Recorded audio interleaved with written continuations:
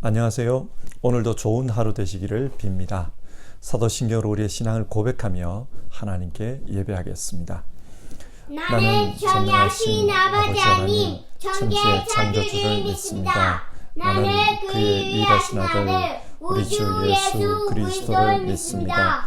그는 성령으로 잉태되어 동정녀 마리아에게서 나시고 본디오 빌라도에게 고난을 받아 십자가에 못 박혀 죽으시고 장사된 지 사흘 만에 죽은 자 가운데서 다시 살아나셨으며 하늘에 오르시어 전능하신 아버지 하나님 우편에 앉아 계시다가 거기로부터 살아있는 자와 죽은 자를 심판하러 오십니다.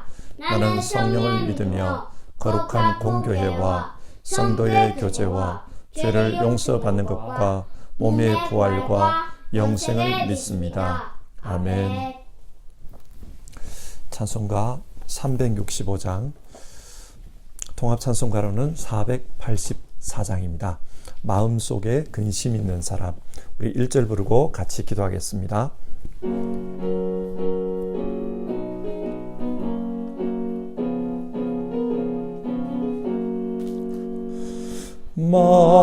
마음속에 근심 있는 사람 주 예수 앞에 달래어라. 슬픈 마음 있을 때라도 주 예수께 아뢰라. 주 예수 앞에 달래어라. 주 우리의 친구니 무엇이나 근심하지 말고 주 예수께 아뢰라. 같이 기도하겠습니다.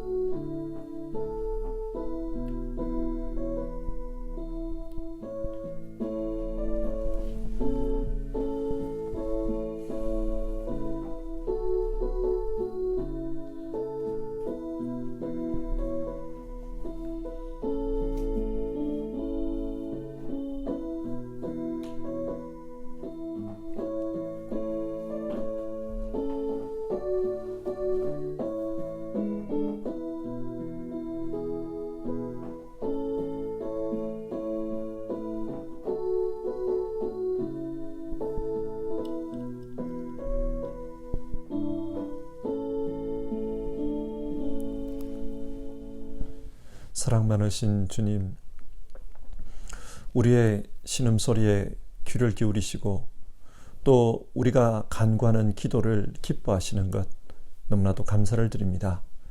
그래서 오늘도 하루를 시작하며 주님 앞에 간구하고 또 주님의 인도하심을 요청하며 하루를 시작합니다.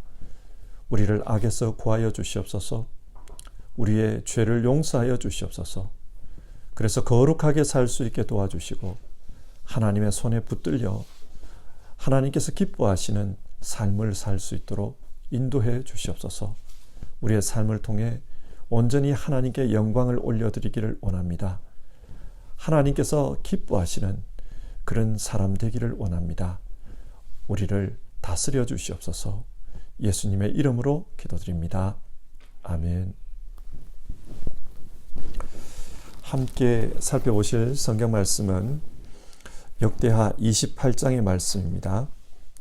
역대하 28장 1절부터 27절까지의 말씀인데요. 아침에 읽으실 말씀은 1절에서 7절까지입니다. 1절에서 7절까지 말씀을 한 절씩 교독하겠습니다. 아하스가 왕위에 오를 때에 나이가 20세라. 예루살렘에서 16년 동안 다스렸으나 그의 조상 다윗과 같이 아니하여 여호와 보시기에 정직하게 행하지 아니하고 이스라엘 왕들의 길로 행하여 바알들의 우상을 부어 만들고 또 흰놈의 아들 골짜기에서 분향하고 여호와께서 이스라엘 자손 앞에서 쫓아내신 이방 사람들의 가증한 일을 본받아 그의 자녀들을 불사르고 또 산당과 작은 산 위와 모든 푸른 나무 아래에서 제사를 드리며 분향하니라. 그러므로 그의 하나님 여호와께서 그를 아람 왕의 손에 넘기심에 그들이 쳐서 심히 많은 무리를 사로잡아 다메섹으로 갔으며 또 이스라엘 왕의 손에 넘기심에 그가 쳐서 크게 사륙하였으니 이는 그의 조상들의 하나님 여호와를 버렸음이라. 르말야의 아들 베가가 유다에서 하루 동안에 용사 12만 명을 죽였으며 에브라임의 용사 시그리는 왕의 아들 마아세야와 국내 대신 아스리감과 총리 대신 엘가나를 죽였더라. 아멘.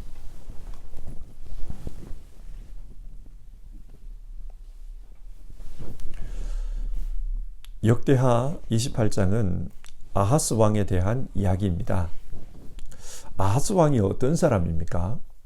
1절을 보시면 그는 20세의 왕위에 올라 16년간을 다스렸다고 합니다. 그러면 성경은 그 16년간의 통치에 대해서 어떻게 평가하고 있습니까? 1절과 2절을 보시면 그의 조상 다윗과 같이 아니하여 여호와 보시기에 정직하게 행하지 아니하고 이스라엘 왕들의 길로 행하여 바알들의 우상을 부어 만들고, 아하스 왕에 대해서 부정적인 평가를 계속해서 하고 있습니다. 그는 하나님 보시기에 올바로 행치 않았습니다. 그리고 많은 우상을 섬겼습니다. 그래서 이스라엘 왕들의 길을 따라갔다. 성경은 그렇게 평가하고 있습니다. 역대기에는 총 22명의 왕들 이야기가 소개되고 있습니다. 그리고 그 22명 중에 최악의 왕이 누구냐? 역대기는 이 아하스가 최악이라고 그렇게 말하고 있습니다. 그러면 아하스는 왜 이렇게 악한 왕이 되고 말았을까요? 오늘 성경을 통해서 말씀을 살펴보겠습니다. 아하스가 통치하던 당시 중동 사회에서는 세계사적인 대변화가 일어나고 있었습니다. 그것은 아수르가 강대국으로 부상한 것입니다. 아수르가 점점 세력을 확장하고 있었습니다. 그래서 방금 전까지 중동에서 큰 영향력을 미치던 아람과 이스라엘이 큰 타격을 받게 되었습니다. 특히 아수르의 세력 평창은 이 아람과 이스라엘 지역과 연관이 있었습니다. 그래서 아람과 이스라엘은 원래 사이가 좋지를 않았습니다만 공동의 위협 대상이 나타나자 서로 협력하기로 했습니다. 그리고 중동의 다른 작은 나라들과도 연합해서 공동으로 아수르에게 대항하자, 그렇게 연합전선을 폈습니다. 그러다 보니 당연히 유다 왕국에도 이 연합 세력에 가담하라, 그런 압력이 있었습니다. 그러나 유다는 이 요청을 거부합니다. 그러자 이스라엘과 아람이 본보기를 보여줘야 되겠다. 그래서 유다에 군사적인 위협을 가해옵니다.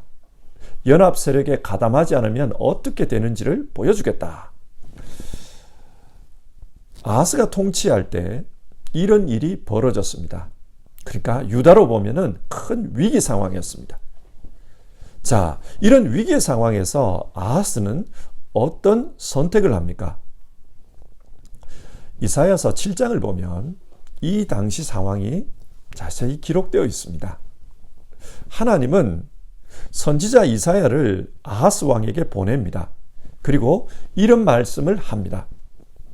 너는 그를 만나서, 여기서 너는 이사야입니다. 너는 그를 만나서 그에게 정신을 바짝 차리고 침착하게 행동하라고 일러라. 아람과 이스라엘이 크게 분노한다 하여도 타다가 만 두 부지깽이에서 나오는 연기에 지나지 않으니 두려워하거나 겁내지 말라.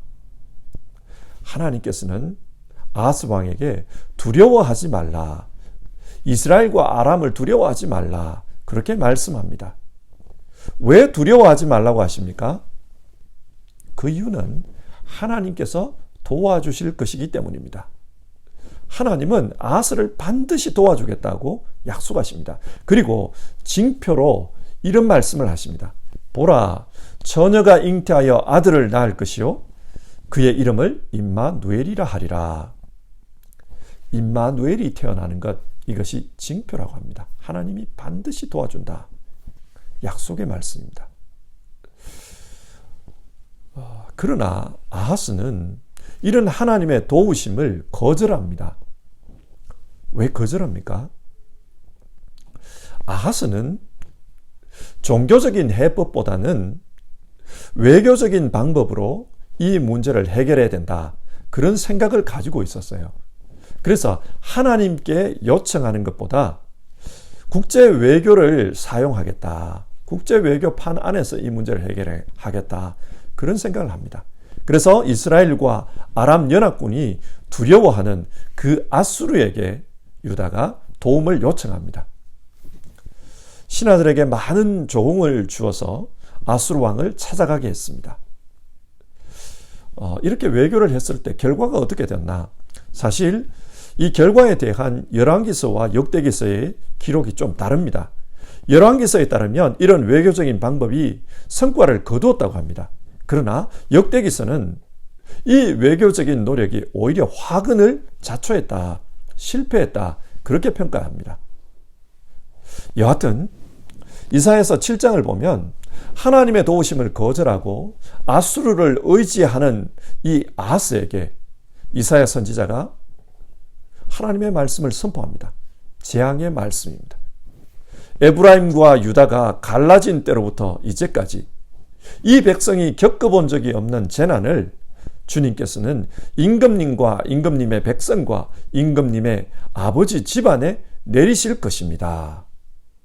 아하스가 하나님의 도움을 거절했기 때문에 유다에 큰 어려움이 찾아온다. 하나님께서 재앙을 내리셨다. 그렇게 선포합니다. 자, 이런 배경을 가지고 오늘 말씀을 살펴봅시다. 2절에서 4절을 보면 아하스가 바알을 섬기고 또 흰놈의 아들 골짜기에서 분향하고 심지어는 자신의 자녀를 불살라 우상에게 바쳤다. 그런 이야기가 기록되어 있어요. 원래 아하스는 이런 종교적인 방법보다 외교적인 방법으로 국가의 위기를 돌파하겠다. 그렇게 생각하지 않았습니까? 그런데 왜 지금 이런 우상을 섬기고 있는 것입니까? 이성적으로, 외교적으로 문제를 해결하려고 노력했는데 그것이 실패한 것입니다. 그러자 이제 물에 빠진 사람이 지푸라기라도 잡는 심정으로 그렇게 신들에게 도움을 요청하고 있는 겁니다. 그런데 이미 하나님의 도움은 거절했습니다. 그리고 하나님으로부터 재앙의 심판의 말씀도 받았습니다. 그렇기 때문에 이제 우상들에게 도움을 요청하고 있는 겁니다. 여기서 이해가 잘 안 되는 것은 3절인데요. 3절을 보면 그의 자녀들을 불사르고 이런 말이 나옵니다. 왜 자기 자식을 불태워서 그렇게 우상에게 제사를 드립니까?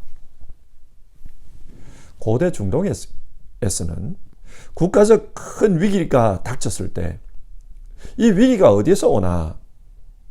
죽음을 관장하는 저성의 신 때문이라고 생각을 했습니다.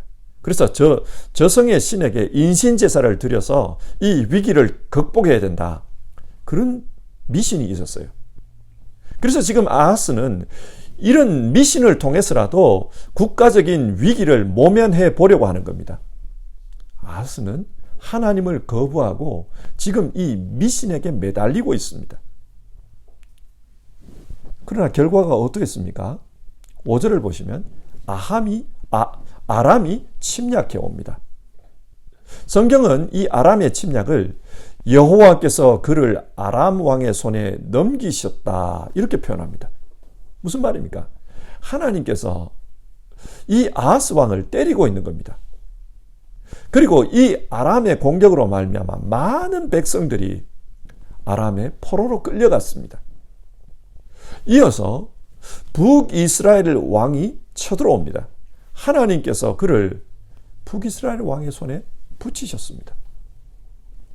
그래서 하루 동안에 12만 명이나 되는 백성이 이 이스라엘에게 죽임을 당합니다. 그때 유다의 왕자와 국내 대신과 총리 대신까지 죽었다. 그런 말씀이 나와요. 총리 대신은 오늘날로 말하면 국무총리입니다. 국가의 2인자까지 이 전쟁에서 죽임을 당하는 그 처참한 지경에 처했습니다. 국가가 큰 어려움에 빠진 겁니다. 뿐만 아니라 8절을 보면 북이스라엘 사람들이 남유다 주민 20만 명을 포로로 끌고 갔다 그래요. 고대 사회에서 포로는요, 끌려가면 어떻게 되는가? 끌려간 후에 노예로 팔려갑니다. 그리고 여자들 같은 경우에는 현지인들의 첩이 되어서 성노예가 되어요. 이게 관례였어요. 지금 왕의 잘못된 선택으로 말미암아서 유다 백성들이 죽을 고생을 하고 있는 겁니다. 지금도 이런 일은 비일비재합니다. 백성들이 죄를 지어서 하나님의 징계를 받는 경우도 있지만은 지도자의 잘못, 지도자의 어리석음 때문에 백성들이 고난을 당하는 경우가 있습니다. 그래서 우리는 고난당하는 사람을 보며 저 사람이 죄가 많아서 벌을 받고 있다, 함부로 이런 이야기를 해서는 안 돼요. 성경에는 자신의 잘못이 아니라 지도자의 잘못 때문에 고난당하는 백성들의 이야기도 많이 나옵니다. 그러니까 어려움 당하는 사람들을 보면서 함부로 죄 때문에 그렇다, 그런 말을 해서는 안 됩니다. 한편 하나님은 이런 악한 왕 때문에 고생 당하는 유다 백성을 불쌍히 여깁니다. 그래서 9절에서 15절을 보면 이 포로로 끌려간 유다 사람들에 대한 이야기가 나와요. 사마리아에 사는 5대 선지자를 하나님께서 보내서 왜 형제 유다를 포로로 잡아왔는가 꾸짖게 합니다. 유다가 비록 하나님의 진노로 어려움을 당하고 있지만 너희 북이스라엘은 하나님께 범죄함이 없는가? 선지자로 하여금 그렇게 외치게 합니다. 돌아보라는 거예요. 너희도 똑같다는 겁니다. 그러면서 형제들을 노예로 삼는 이런 죄를 짓지 말고 빨리 풀어주라, 그렇게 말씀합니다. 그래서 20만 명이나 되는 이 포로들이 다시 풀려났다. 성경은 그것을 이야기합니다. 무슨 말입니까? 고난 중에도 하나님은 자기 백성을 불쌍히 여깁니다. 어리석은 지도자를 만나서 고난당하는 그 백성을 하나님께서 불쌍히 여기셨다. 성경 그것을 이야기합니다. 그리고 본문 16절을 보면 아하스 왕이 아수르 왕에게 또 도움을 요청하는 이야기가 나옵니다. 왜 도움을 요청하는가? 17절을 보면 에돔 사람들이 쳐들어와서 유다 백성들을 잡아갔다는 것입니다. 아하스의 정조 할아버지인 아마샤 때 유다는 에돔을 정복했습니다. 그러니까 에돔은 유다의 식민지였습니다. 그런데 지금 그 에돔이 쳐들어와서 유다 백성을 노예로 끌고 가버렸습니다. 무슨 말입니까? 지금 나라의 상황이 말이 아니라는 겁니다. 너무 국력이 약해져 있어요. 자, 보십시오. 아하스가 합리적으로 외교적으로 나라를 다스리겠다고 했습니다. 그러나 결과는 어떻습니까? 너무 약해졌어요. 나라가 너무 약해졌습니다. 또 18절을 보면 유다의 지배하에 있던 블레셋이 쳐들어와서 땅을 정복하고 난동을 부렸습니다. 아하스의 할아버지 우시아는 이 블레셋 땅에 여러 유다 성읍을 건설한 적이 있습니다. 블레셋을 사실상 지배하고 있었다는 말입니다. 그런데 아하스의 때는 이 블레셋이 반역을 일으켜서 공격해 왔습니다.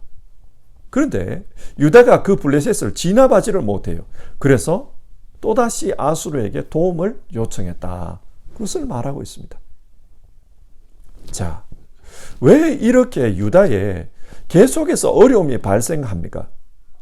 19절은 그 이유를 이렇게 말합니다. 이는 왜냐하면 이스라엘 왕 아하스가 유다에서 망령되이 행하여 여호와께 크게 범죄하였으므로 여호와께서 유다를 낮추심이라.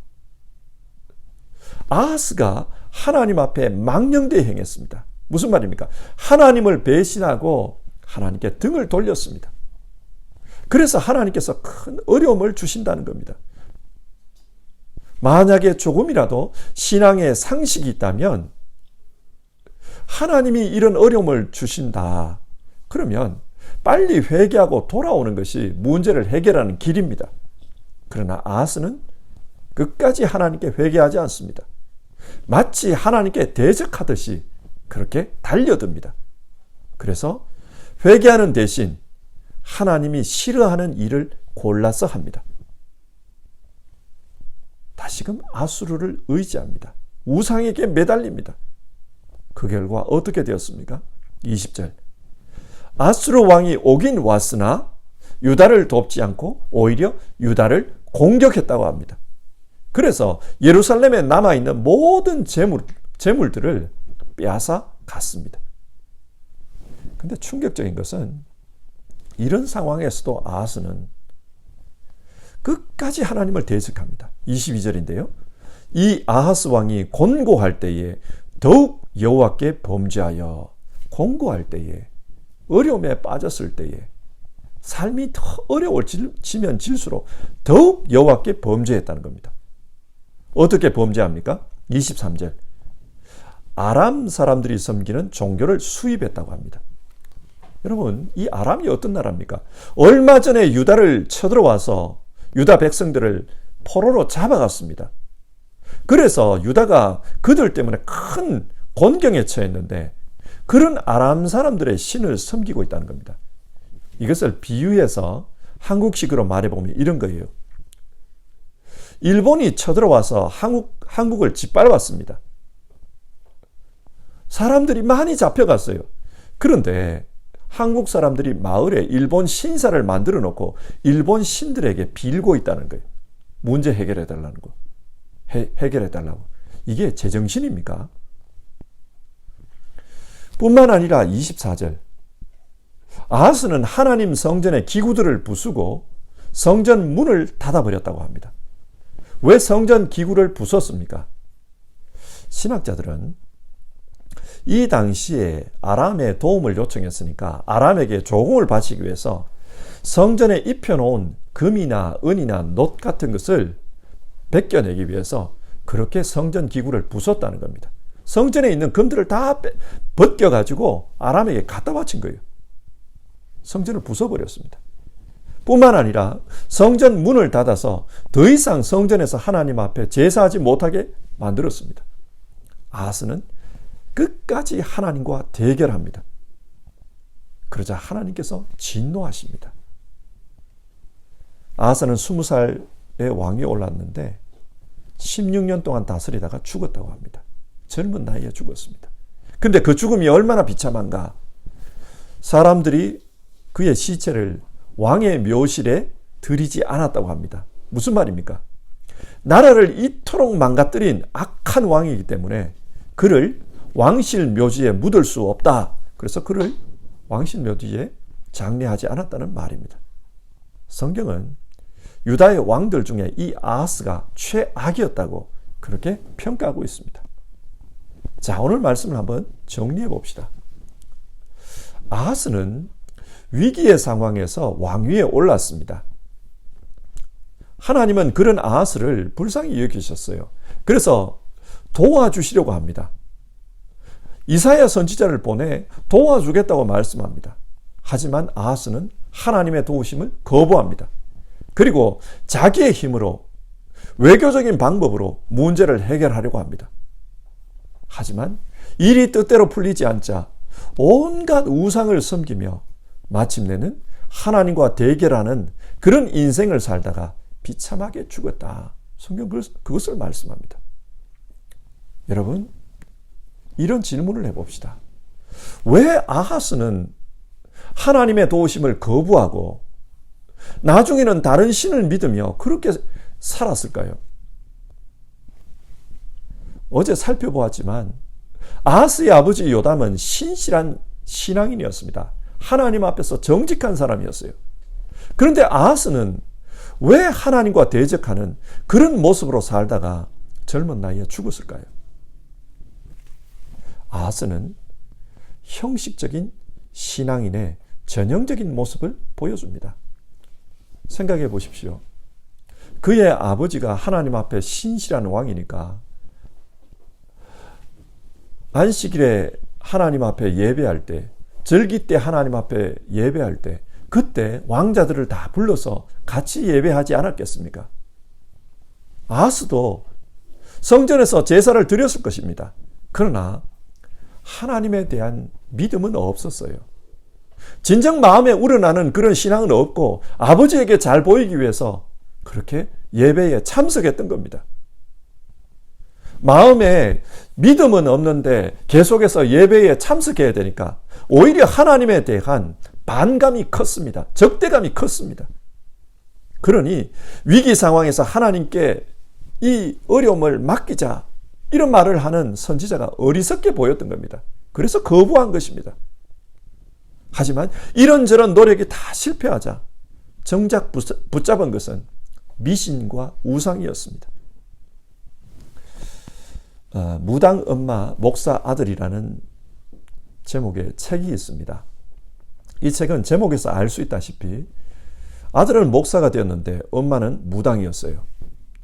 그러니까 이 아들이 엄마를 전도하기 위해서 얼마나 애를 쓰겠습니까? 그런데 엄마를 전도하면서 가장 방해가 되는 것이 두 가지가 있었다고 합니다. 그 두 가지가 뭐냐? 하나는 엄마의 귀신 체험이었습니다. 무당이 될 때는 신내림이 있어서 무당이 됩니다. 그러니까 귀신을 체험한 거예요. 하지만 하나님을 믿는 것은 이런 귀신을 체험하는 것과 같은 그런 직접적인 체험이었기 때문에 그런 신은 못 믿겠다. 그렇게 말을 했습니다. 그리고 또 하나는 이 어머니에게 전보로 오는 사람들 중에 기독교인이 많았다는 사실입니다. 어머니가 이런 말을 해요. 기독교인들도 삶이 답답하고 문제가 안 풀리니까 나한테 전보로 오더라. 그런데 내가 왜 그런 기독교를 믿어야 되냐? 그렇게 말한 겁니다. 그 어머니의 주장에 의하면은 점집을 찾아오는 손님 넷 중에 하나가 기독교인이었다고 합니다. 그러니까 25%죠. 그리고 그 사람들 중에는 권사나 집사 같은 교회 직분자도 많았고 또 모태신앙 출신들이 꽤나 많았다는 거예요. 나중에 이 어머니가 회심한 후에 아들과 함께 다른 무속인들을 전도하다 보니까 다른 무속인들도 비슷한 말을 해요. 손님 중에 20%에서 30% 정도가 교회 다니는 사람이다. 그렇게 말했어요. 그러니까 이 어머니의 말이 거짓이 아니었어요. 교회 다니지만 관상을 보고 궁합을 보고 조상들의 묘자리 보러 다니고 신년 운세를 살피러 오고 그런 사람들이 많았다는 겁니다. 이런 사람들은 교회에 다니지만 형식적으로 하나님을 믿는 사람들입니다. 그리고 이렇게 형식적으로 하나님을 믿으면 아하스처럼 될 수 있습니다. 어려운 일 당하고 나의 노력이 실패할 때에 하나님을 원수처럼 여기고 우상을 붙듭니다. 아하스가 왜 최악의 왕이 되었나? 그는 처음에 형식적인 신앙인으로 신앙을 출발했습니다. 하나님을 믿지 않았습니다. 그리고 나중에는 일들이 실패하자, 자기가 하는 일들이 실패하자 하나님과 싸우는 사람이 되고 말았습니다. 성도 여러분, 전심으로 하나님을 믿읍시다. 진짜 믿음은 위기 때에 드러납니다. 위기 때에 어떻게 대응하느냐, 그걸 보면 이 사람이 진짜 신앙인인지 가짜 신앙인지 알 수 있습니다. 어려움 만났을 때 하나님 앞에 무릎 꿇고 기도하는 그 사람이 진짜 하나님의 사람입니다. 우리가 그렇게 신앙했으면 좋겠습니다. 우리 함께 찬송하고요, 기도하겠습니다. 찬송가 543장입니다. 통합 찬송가는 342장입니다. 어려운 일 당할 때 1절 부르고 같이 기도하겠습니다.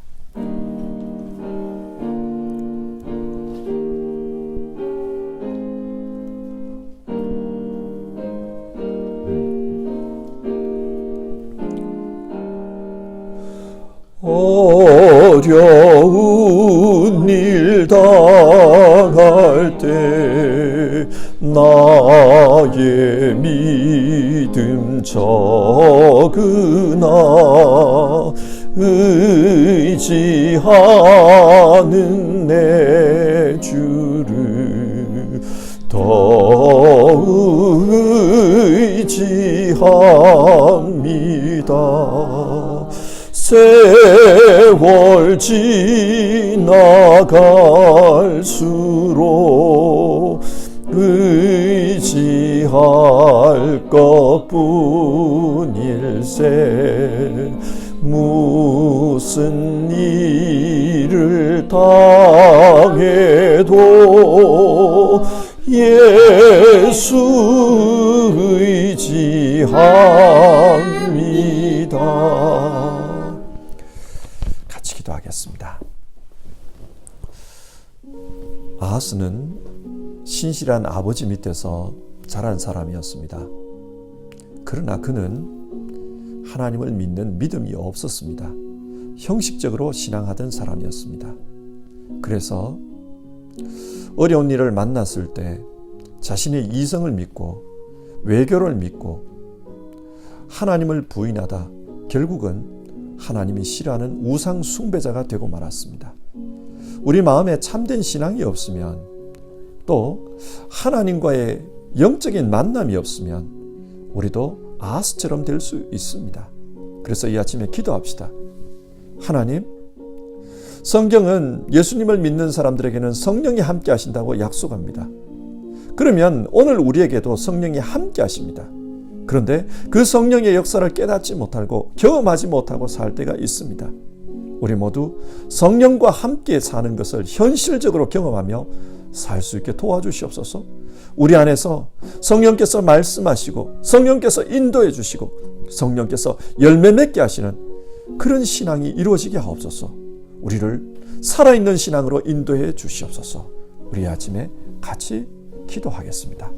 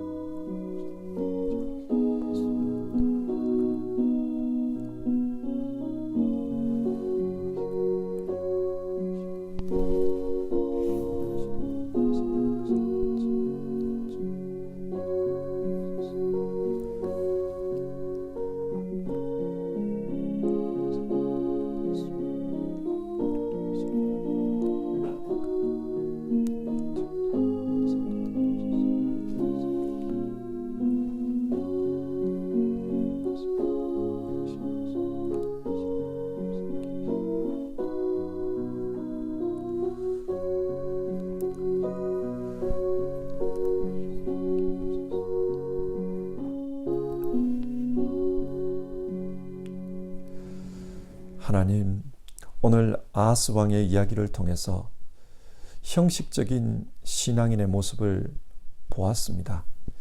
그는 하나님을 믿는 것 같았지만 그러나 그 마음에는 하나님이 없었습니다. 종교적인 행사에는 참여했겠지만 제사에는 참여했겠지만 그는 하나님을 믿지 않았습니다. 하나님, 오늘날 교회가 이런 아하스 같은 신앙인들을 양성해내는 것은 아닌지 두려운 마음이 듭니다. 주일 예배도 드리고 또 성경도 읽지만 그 마음에 하나님이 없어서 어려움을 당하면 위기를 당하면 하나님이 아니라 세상을 따르고 미신을 따르는 그런 일들이 우리 안에 일어나는 것은 아닌지 돌아보게 됩니다. 주님 도와주시옵소서. 우리 믿는 사람 안에는 그리스도의 영이 함께한다고 성경이 가르칩니다. 성령이 함께 하시면서 우리로 하여금 하나님 말씀 읽을 때 깨달을 수 있도록 우리로 하여금 우리 마음속에서 말씀하여 주시고 또 우리의 이성으로 생각하게 하시고 또 어려움 만났을 때 기도하는 가운데 하나님의 위로를 경험하게 하시는 그런 살아있는 역사가 우리 안에 있게 하여 주시옵소서. 주님, 그래서 죽은 신앙이 아니라 껍데기 신앙이 아니라 살아있는 신앙, 정말 하나님이 함께하는 신앙, 성령의 인도하심을 받는 신앙 되게 하여 주시고 우리의 인생이 성령의 열매를 맺는 그런 인생 될 수 있도록 도와주시옵소서. 한 사람 한 사람 오늘도 기도하며 하루를 시작하는 모든 성도님들 가운데 살아있는 하나님의 역사가 있게 하옵소서.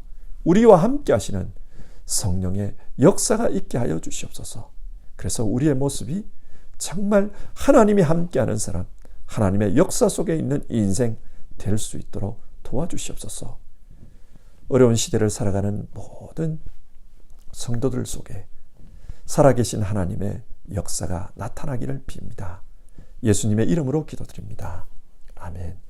하늘에 계신 우리 아버지의 이름을 거룩하게 하시며 아버지의 나라가 오게 하시며 아버지의 뜻이 하늘에서와 같이 땅에서도 이루어지게 하소서. 오늘 우리에게 일용할 양식을 주시고 우리가 우리에게 잘못한 사람을 용서하여 준 것 같이 우리 죄를 용서하여 주시고 우리를 시험에 빠지지 않게 하시고 악에서 구하소서. 나라와 권능과 영광이 영원히 아버지의 것입니다. 아멘.